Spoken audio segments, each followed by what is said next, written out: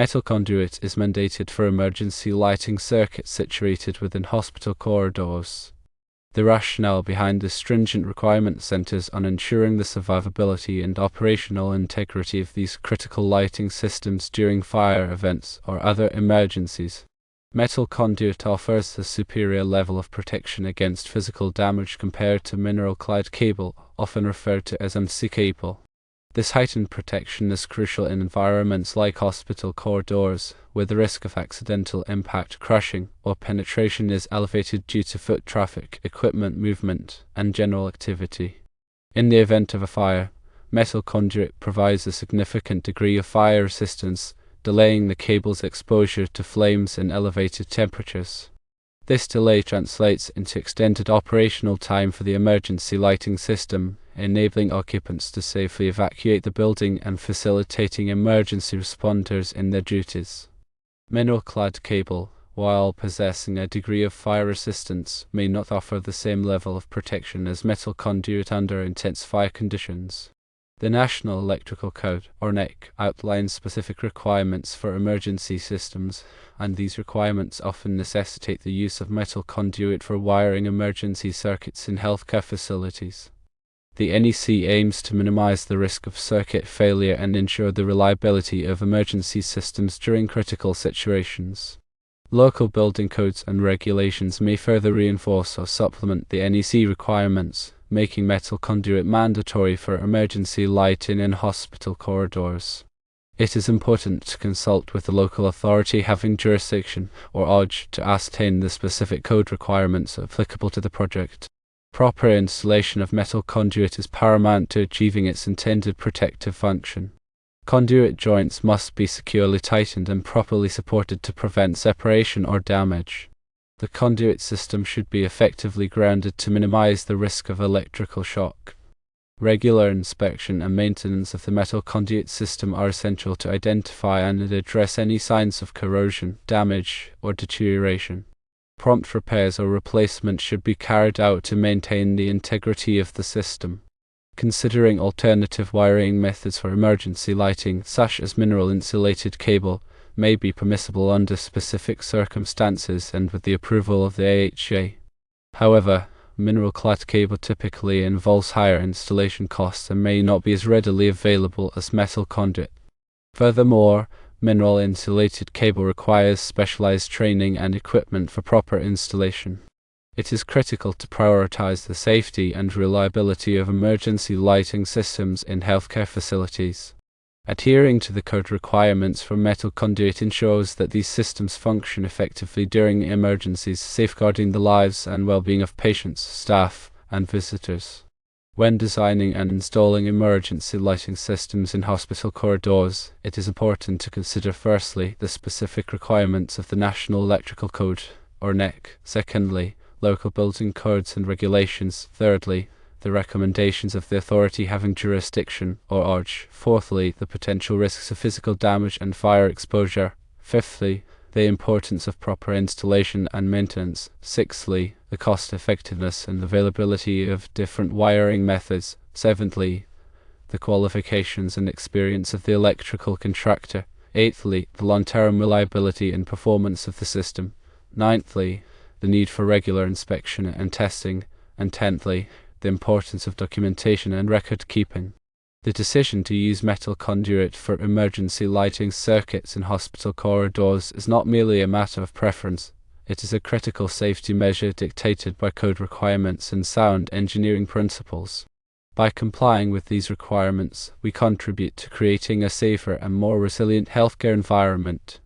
Specific National Electrical Code articles that address emergency systems and wiring methods in healthcare facilities include Article 700, which covers emergency systems in general, and Article 517, which addresses healthcare facilities.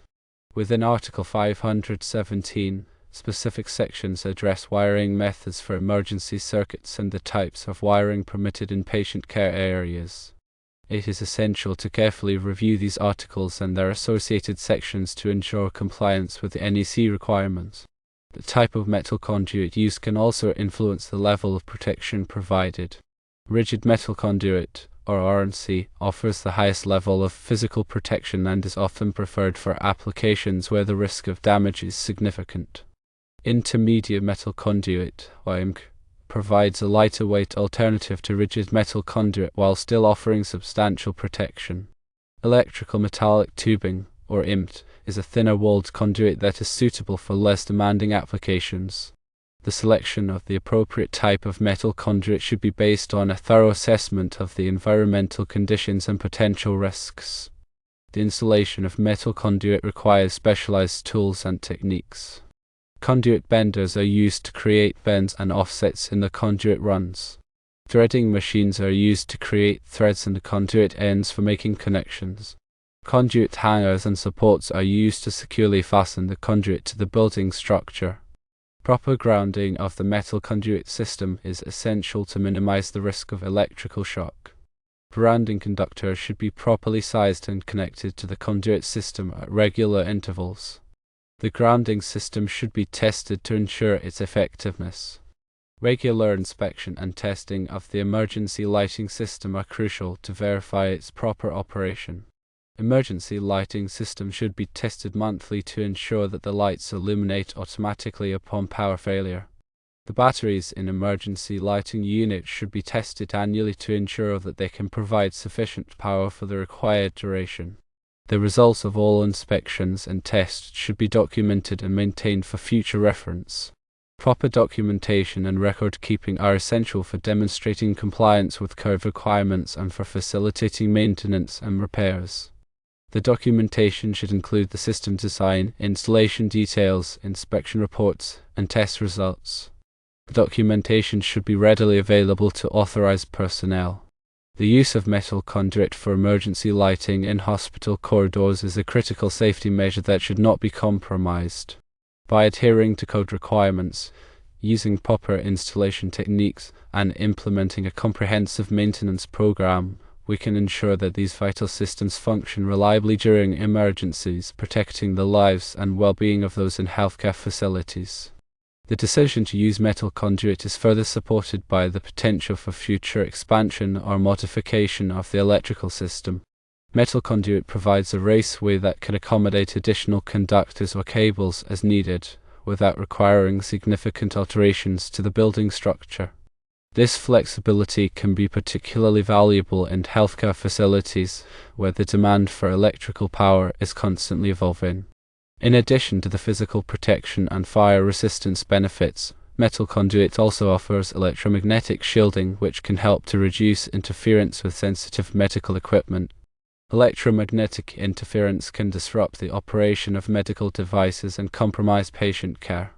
Metal conduit provides a barrier against electromagnetic radiation, minimizing the risk of interference.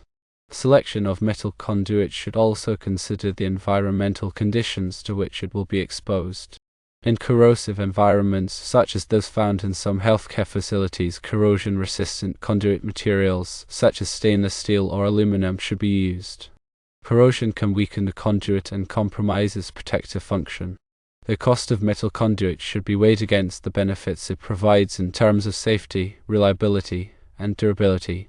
While metal conduit may be more expensive than some other wiring methods, the long-term cost savings associated with reduced maintenance and increased system longevity can often offset the initial investment. It is important to select a qualified and experienced electrical contractor to install the metal conduit system. The contractor should be familiar with the applicable codes and standards and have the necessary tools and equipment to perform the work safely and efficiently. The contractor should also provide documentation and training to facility personnel on the proper operation and maintenance of the system. In summary, the use of metal conduit for emergency lighting in hospital corridors is a code-required safety measure that provides superior physical protection, fire resistance, and electromagnetic shielding. By adhering to code requirements, using proper installation techniques, and implementing a comprehensive maintenance program, we can ensure that these vital systems function reliably during emergencies, protecting the lives and well-being of those in healthcare facilities. Remember to always consult the latest edition of the National Electrical Code, or NEC, and local building codes for the most up-to-date requirements. It is also advisable to consult with a qualified electrical engineer or electrical inspector to ensure that the design and installation of the emergency lighting system comply with all applicable regulations. Furthermore, ongoing training and education for electrical personnel are essential to ensure that they are aware of the latest code requirements and best practices for installing and maintaining emergency lighting systems. This commitment to continuous learning will help to improve the safety and reliability of electrical systems in healthcare facilities and protect the lives of patients, staff, and visitors. Also consider the location of the emergency lights. Are they readily accessible for maintenance? Are they protected from potential damage from carts or equipment? These factors can influence the choice of conduit type and installation methods. Thinking about future needs and potential changes in the hospital layout can also inform the decision-making process. Will there be renovations or expansions that could impact the emergency lighting system? Planning for these possibilities can help to avoid costly rework in the future. Emergency lighting systems are a critical component of a hospital's overall safety plan. They provide illumination during power outages, allowing staff to safely evacuate patients and continue providing essential care. The reliable operation of these systems is paramount, and the choice of wiring methods plays a crucial role in ensuring that reliability. Metal conduit provides a robust and dependable wiring solution that meets the stringent requirements of healthcare facilities. Finally, remember that safety should always be the top priority when working with electrical systems. Always to energize circuits before working on them, and follow proper lockout/tagout procedures to prevent accidental energization. Use appropriate personal protective equipment, or PPE, such as gloves and safety glasses. And never work on electrical systems if you are not properly trained and qualified. By following these safety precautions, you can help to prevent accidents and injuries.